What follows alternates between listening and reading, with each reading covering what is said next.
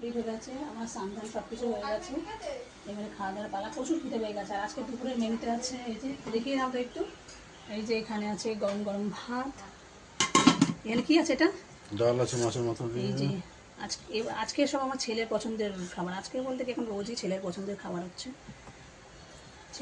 ছেলে বলছিল কি রান্না হয়েছে, আমি যে সিক্রেট, ক্রমশ প্রকাশ্য বলছে। আচ্ছা হ্যাঁ আনছি, হ্যাঁ। আর এখানে আছে ডুমো করে আলু কেটে এই যে পোস্তা দিয়ে ভাজা। এটাই হচ্ছে আজকে দুপুরের মেনু।